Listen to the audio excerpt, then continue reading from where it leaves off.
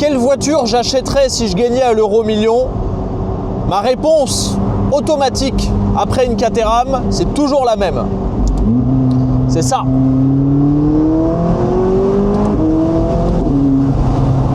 Lorsque McLaren a relancé la marque, juste après les années 2010, en introduisant la McLaren 12C, suivie par la 650S, qui était en fait une évolution, et ensuite par la McLaren P1.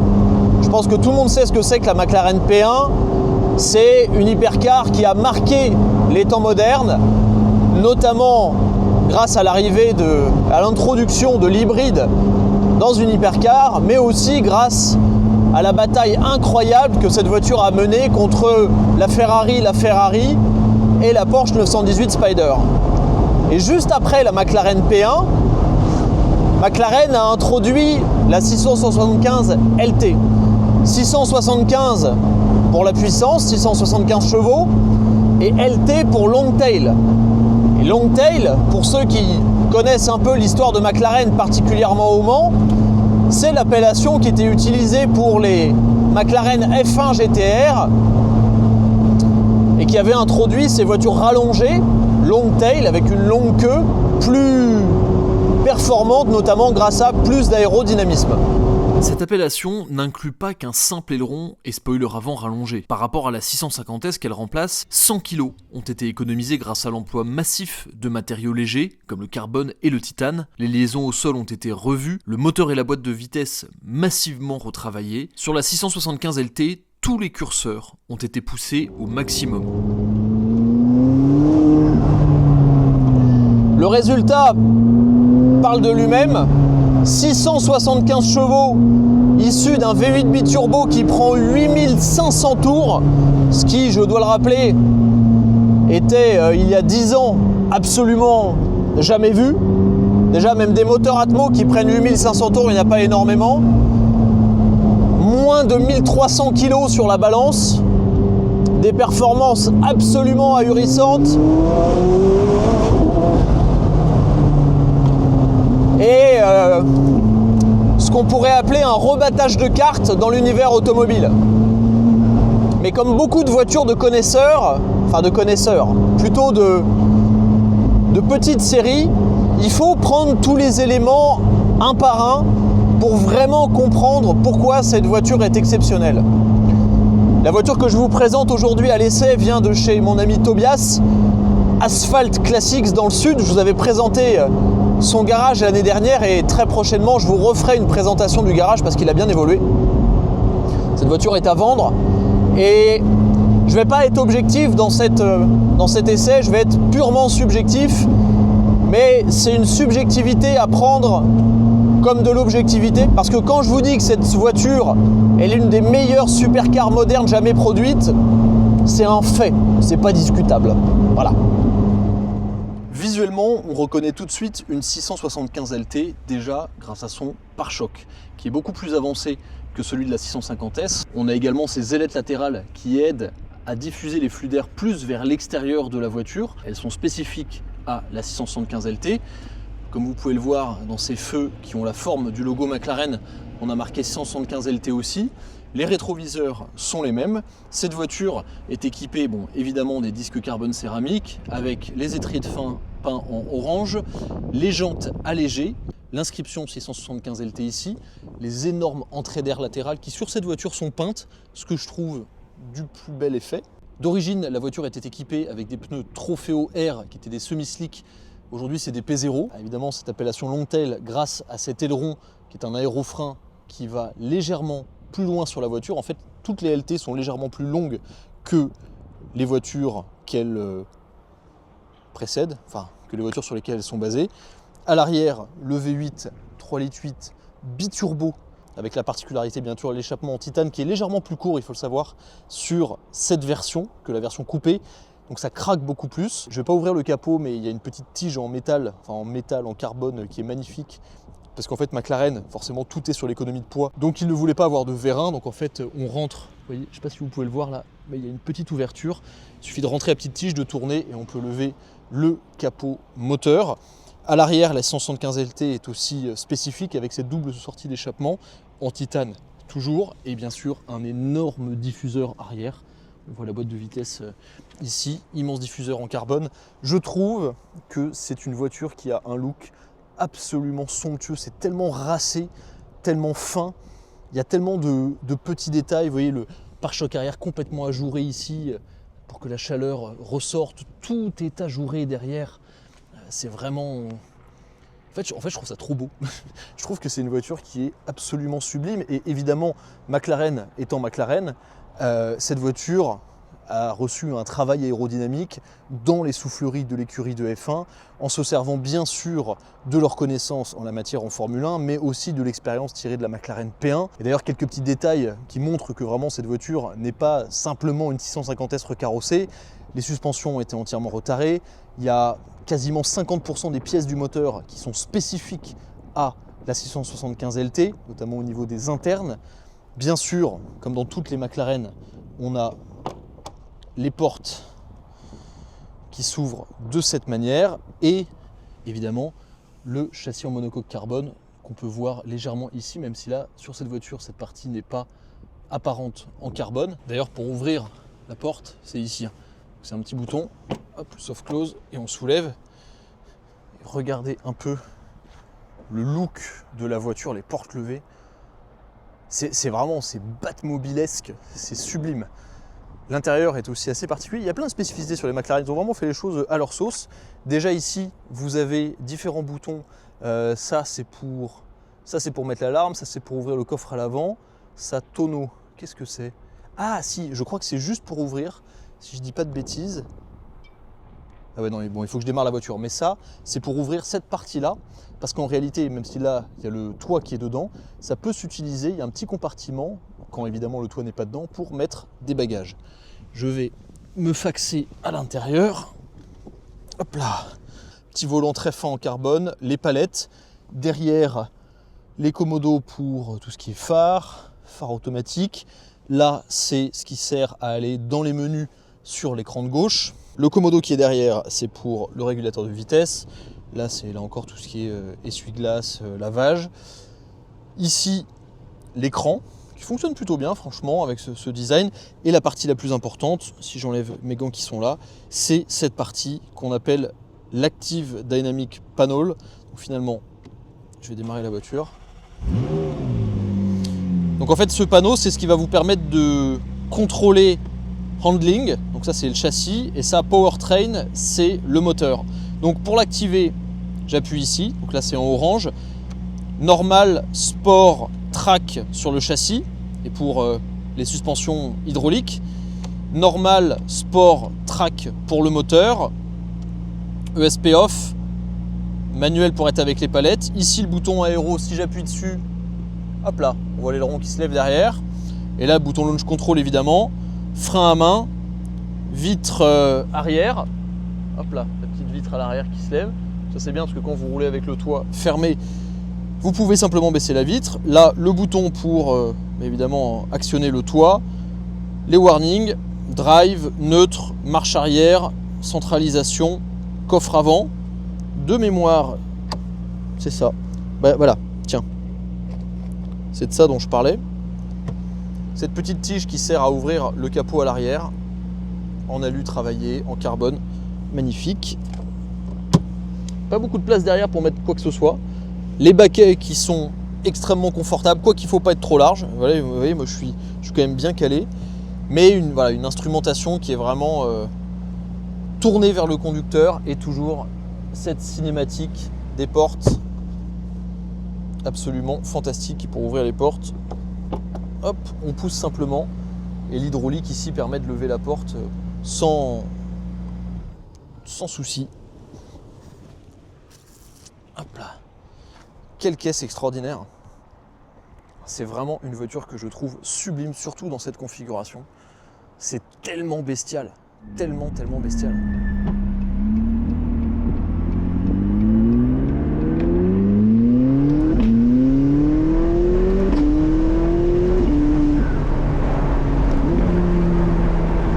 Rien n'a été laissé au hasard sur cette voiture. Qu'est-ce que ça donne au volant? Déjà, La position de conduite est extraordinaire. C'est un élément qu'on retrouve chez la plupart des McLaren. Les baquets vous demanderont de faire du sport parce que bon, je mesure 1m91, je pèse 84 kg, donc je suis un grand gabarit mais je suis pas très large, je suis plutôt élancé on va dire. Et clairement il ne faut pas être plus large que moi, rien qu'au niveau des hanches, même s'il y a différentes tailles de baquets chez McLaren, en réalité ce qui change dans les baquets c'est l'épaisseur de la mousse. Là on est sur les baquets taille L, au niveau des hanches il ne faut pas être beaucoup plus large, mine de rien. La visibilité est excellente, c'est c'est une caractéristique qu'on retrouve chez beaucoup de McLaren, la sensation d'avoir une vue assez plongeante, une excellente vue sur la route, que ce soit sur les côtés, même si là ça remonte pas mal, mais devant on voit vraiment très très bien la route, derrière un peu moins. Surtout si j'appuie sur le bouton de l'aéro et que l'aileron se lève, je vois plus ce qu'il y a derrière moi. Tout de suite, ce qui surprend, c'est la facilité de la voiture. La direction hydraulique, connue chez McLaren, est très fluide, très facile. On sent que la voiture est ferme. Après, je suis sur des routes quand même assez bosselées de l'arrière-pays, autour des Galières. Mais c'est une voiture tout de suite qui invite au virage. On va ressentir la légèreté, la précision et la position de conduite parfaite, un peu allongée, fait qu'on a tout de suite confiance dans la voiture. Et même sans utiliser les performances du moteur, on sent qu'on peut faire confiance au châssis. Un peu à la manière d'une Lotus Elise finalement. C'est une sensation de facilité, de connexion totale avec le train avant.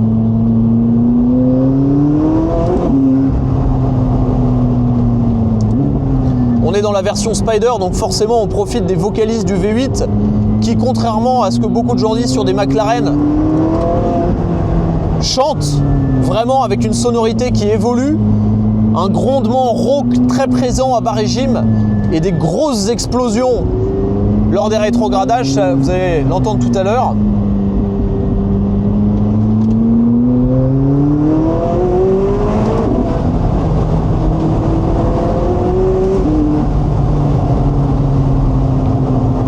La spécificité des McLaren, et c'est vraiment souvent comme ça que je dois définir quelqu'un qui n'en a jamais essayé, et vraiment je vous invite à le faire, même les propriétaires de supercars parmi vous, de Lambo, de Porsche, de Ferrari, il faut conduire une McLaren pour comprendre ce que c'est. La vraie particularité des McLaren, c'est le travail des suspensions et le travail de la direction. Cette direction hydraulique qui vous donne l'impression, si je devais le décrire, d'avoir les mains sur la route.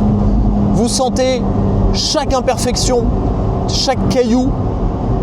Il y a une connexion qui est vraiment unique.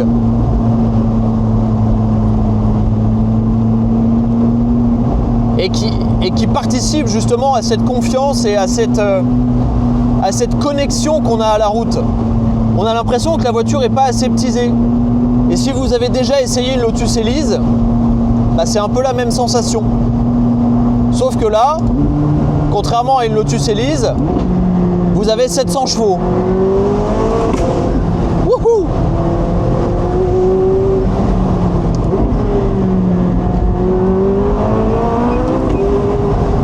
Oh là là là là! Le missile! Ce qui est fascinant avec ce moteur, c'est son élasticité. C'est-à-dire que c'est un moteur qui est très réactif. Il n'y a pas de turbo-lag. Il est progressif dans son accélération, mais chaque centimètre d'appui sur la pédale vous envoie dans un niveau de téléportation différent.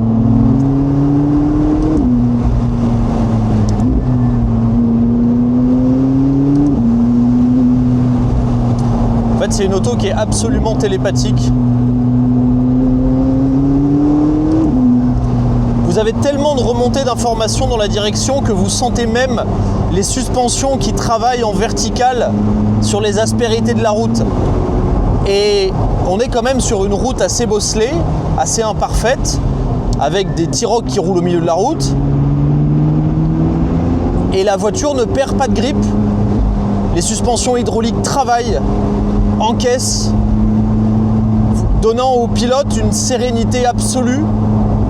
Alors, j'irai pas conduire la voiture sous la pluie, parce qu'on a quand même 700 chevaux avec une voiture très légère, mais il y a une facilité de déplacement sur cette voiture qui est assez hallucinante, et un plaisir de conduite, un plaisir de placer la voiture, d'enchaîner doucement les virages, en roulant juste sur le rythme, qui est absolument unique. Le son de l'échappement dans les oreilles, la tête dehors.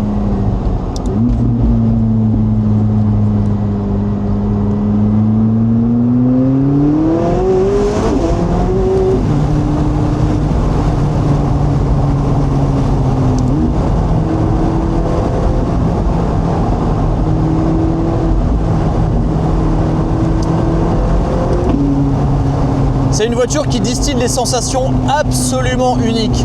Là où dans une 911 Turbo S, vous auriez l'impression de rouler à 2 à l'heure et de rien demander à la voiture, là vous avez la sensation de piloter.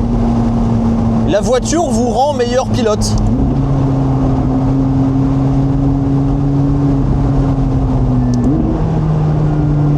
Quand on me demande, et ça arrive souvent, c'est quoi la meilleure voiture que tu as essayée ? J'ai souvent deux réponses. J'ai soit une Caterham, genre quand on me dit il faudrait qu'il en reste qu'une, soit une Caterham, soit ça. Parce que déjà, bon, ça c'est subjectif, mais j'adore le look de cette voiture. Cette configuration est superbe, élégante et sportive. Mais surtout, il y a un plaisir de conduite pur à la manière d'une Lotus. Ce qu'on enlève d'ailleurs, ce qui est généralement pas le cas dans les supercars modernes. Plus ça devient moderne, plus on perd justement cette connexion de conduite. Et là, on garde une connexion de conduite qui est unique pour la production moderne, quoi. La voiture a 10 ans et les performances sont encore tellement actuelles. Et là, voilà, si je mets pied-tôle,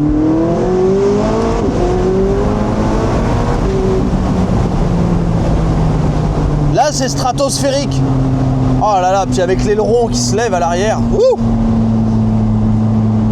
C'est fou à quel point ce moteur il a deux visages, quoi. On peut monter dans les tours tranquillement, aller jusqu'à la zone rouge sans se prendre un coup de pied au cul. Et en fait, au moment où on a mis pied-tôle, on se rend compte qu'en fait on n'exploitait pas les performances. Et vraiment, il faut s'imaginer la manière dont ça accélère. C'est pas d'un coup, c'est pas brutal. Il faut vraiment s'imaginer qu'on est la pierre d'un lance-pierre et ça part. Et puis quand ça commence à partir, et il y a un moment où ça fait ouah, genre c'est comme quand ça passe en hyperespace dans Star Wars. Ça passe pas instantanément. Il y a un côté ça commence à partir, puis ensuite voilà, quand ça part ensuite ça s'arrête pas. Et là c'est la sensation qu'on a quand on voit le compteur qui monte. Ça fait 70, 90, 110, 130, 160, 170, genre ça fait comme ça. Et le moteur prend quand même 8500 tours, quoi. Alors c'est vrai que je reconnais quand même que là tout à l'heure j'étais vraiment sur des routes bosselées, je me faisais un peu trimballer. Un peu, mais c'est pas cassant, mais c'est quand même très ferme. Alors que là sur une route un peu plus lisse comme ça, j'ai l'impression de pied. Puis c'est d'une vivacité, c'est une voiture exceptionnelle. Exceptionnelle. Je conçois que pour quelqu'un qui ne s'intéresse pas à McLaren, ne comprend ni la gamme ni les modèles, mon enthousiasme peut être difficile à comprendre. Ce qui me plaît chez cette marque, et avec ce modèle en particulier, c'est son extraordinaire versatilité. C'est à quel point chaque détail de la voiture est pensé pour le feeling de conduite et la performance pure. Et c'est presque déroutant de voir à quel point la voiture sait tout faire. Elle sait être confortable comme radicale, être élégante comme racée, être douce et bestiale. Finalement, pour expliquer une McLaren à un néophyte, Il faut dire que c'est une Lotus moderne, technologique, avec 700 chevaux. Parce que c'est probablement ce qui s'approche le plus de la réalité.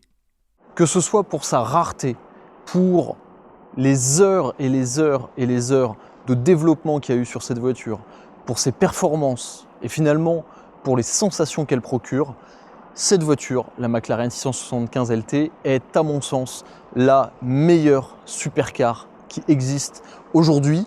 Et lorsqu'on voit le prix des 458 spéciales et la manière dont elles explosent sur le marché, je me dis qu'il ne reste pas énormément de temps avant que cette voiture soit reconnue comme ce qu'elle est finalement et comme ce que je viens de dire. Si je devais avoir un garage de rêve, il y aurait forcément cette voiture dedans. Forcément. C'est pas possible autrement. Si quelqu'un est intéressé par cette voiture, contactez Tobias de chez Asphalt Classic. Parce que des autos comme ça, il n'y en a plus, il n'y en aura pas d'autres. C'est beaucoup plus pur qu'une 765 LT. C'est plus explosif qu'une 600 LT. C'est à mon sens mieux mis au point qu'une GT2 RS. Et ça reste une voiture limitée à 500 exemplaires dans le monde. Cet exemplaire est particulièrement bien optionné. Elle a tout ce qui va bien. Le moteur est neuf, sort de rodage. Toutes les factures sont disponibles. Voilà. Si vous êtes intéressé, contactez Asphalt Classic parce que c'est vraiment une voiture que même le propriétaire vend à regret puisque il l'utilisait pas assez. Merci d'avoir regardé cette vidéo. Merci à Asphalt Classics à Égalière dans le sud de m'avoir confié à nouveau cette voiture et vous entendrez bientôt parler de ce garage à nouveau puisque l'année dernière on avait fait une présentation du garage qui a bien changé depuis. Donc restez dans le coin pour ça. À la prochaine sur The Cloud Driver. Ciao.